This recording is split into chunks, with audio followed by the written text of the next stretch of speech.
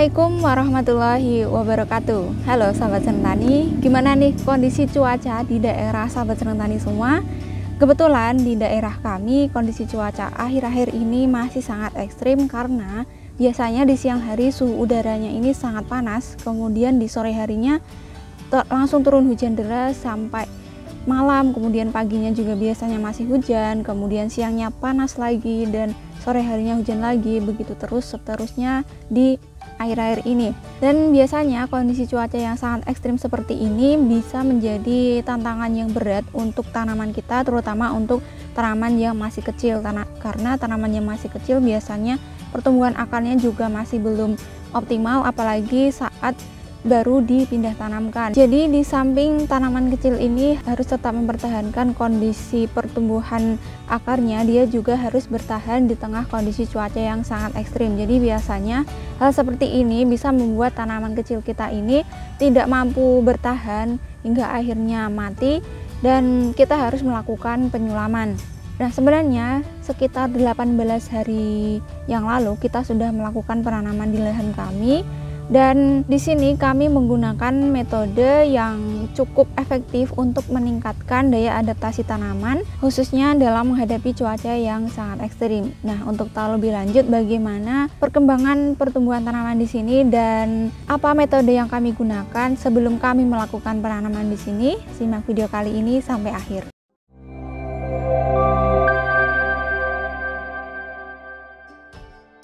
Oke, halo sahabat Seneng Tani semua, kembali lagi di channel Seneng Tani bersama saya Titis. Semoga Anda tetap senang untuk menjadi petani dan semoga sahabat Seneng Tani semua sehat selalu, dilancarkan rezekinya dan tentunya tetap semangat untuk bertani. Seperti yang sudah saya sampaikan tadi, pada kesempatan kali ini kita akan jalan-jalan mereview hasil pertumbuhan tanaman kami di sini yang kami tanam sekitar 18 hari yang lalu dan sudah melewati hari-hari yang penuh dengan tantangan karena cuaca yang sangat ekstrim. Nah, tapi sebelumnya kami akan menjelaskan terlebih dahulu apa sih perlakuan yang kami lakukan untuk tanaman kami ini sebelum kami lakukan penanaman. Nah, jadi kami ini mencoba untuk menggunakan metode dari Pak Muklis. Barangkali sahabat Seneng Tani yang belum menonton video kami yang ini silahkan ditonton. Di sini di lahannya Pak Muklis ini menggunakan metode perendaman bibit sebelum tanam. Jadi di video ini terlihat bahwa tanaman Pak Muklis yang berumur 28 hari setelah tanam belum dilakukan pengocoran sama sekali, pertumbuhannya ini bisa sangat maksimal karena pelakuan tanaman sebelum dilakukan penanaman. Jadi di sini kami coba untuk melakukan metodenya Pak Muklis tersebut dengan harapan supaya tanaman kami di sini juga bisa bertahan di tengah kondisi cuaca yang sangat ekstrim dan pertumbuhannya bisa tetap optimal. Nah, jadi sebelum dilakukan penanaman kami sudah mempersiapkan bibitnya terlebih dahulu. Tentunya bibit yang sudah siap tanam berumur sekitar 28 hari setelah semai. Kemudian kami siapkan air sekitar 10 liter di ember yang lebar, kemudian kami masukkan ada intervos 2 sendok penuh, kemudian kami aduk, kemudian ditambahkan dengan power soil 1 sendok dan asam aminopremino 1 tutup botol, kemudian diaduk sampai tercampur merata. Kemudian bibit yang akan kami tanam ini kami celupkan ke dalam larutan tersebut sampai sekiranya media semainya ini sudah basah semua. Kemudian langsung kami angkat dan langsung kami lakukan penanaman. Tapi berbeda dengan metodenya Pak Muklis di mana beliau ini masih tetap membiarkan plastik semainya ini tertanam. Di sini kami melepas plastik semainya, kemudian sedikit kami tekan media semainya supaya tetap padat, kemudian langsung kami lakukan penanaman di lahan yang sudah siap. Nah, tapi sebelum kami lakukan penanaman di lubang tanam yang sudah kami siapkan ini, kami lakukan pengocoran trichoderma terlebih dahulu. Jadi setelah lahannya ini sudah siap untuk ditanami, kemudian kami lakukan pengocoran trichoderma, baru kemudian kami tanam bibit yang sudah kami celupkan ke dalam larutan tadi. Jadi dalam melakukan perendaman bibit tadi, ini hanya dilakukan secukupnya sekiranya sampai media semai pada bibit ini sudah basah, kemudian langsung diangkat dan langsung dilakukan penanaman. Dan bagaimana hasilnya akan coba kami tunjukkan kepada sahabat Seneng Tani semua. Nah, jadi ini adalah kondisi tanaman kami yang sudah berumur 18 hari setelah tanam, dan kami lakukan perlakuan seperti yang dilakukan oleh Pak Muklis dengan perendaman bibit tadi. Dan alhamdulillah di tengah cuaca yang masih sangat ekstrim, suhu yang panas di siang hari, kemudian hujan yang sangat deras di sore hari sampai pagi harinya, alhamdulillah pertumbuhan tanaman sampai saat ini masih sangat optimal. Dan ini kami belum melakukan penyulaman sama sekali. Di sini bisa dilihat ya sahabat senang tani semua, kondisi tanaman masih segar dengan daun yang kondisinya hijau segar. Padahal biasanya bibit yang ditanam yang melewati cuaca yang ekstrim biasanya ini akan sulit untuk beradaptasi, dan hasilnya tanaman kita biasanya daunnya akan menguning, kemudian rontok, kemudian mati. Bahkan ada juga yang mengalami busuk batang karena perubahan suhu yang sangat ekstrim. Tapi alhamdulillah di sini di tengah kondisi cuaca yang sangat ekstrim seperti itu, dengan menggunakan metode seperti yang sudah saya sampaikan tadi, bisa tetap mengoptimalkan pertumbuhan tanaman sampai saat ini.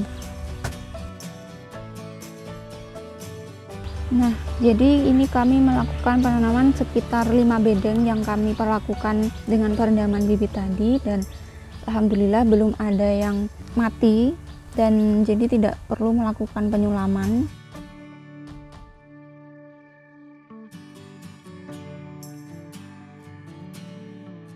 Nah, jadi biasanya tanaman yang diaplikasikan menggunakan asam amino ini, daunnya akan terlihat lebih segar, kemudian dia juga akan lentur istilahnya, jadi tidak kaku.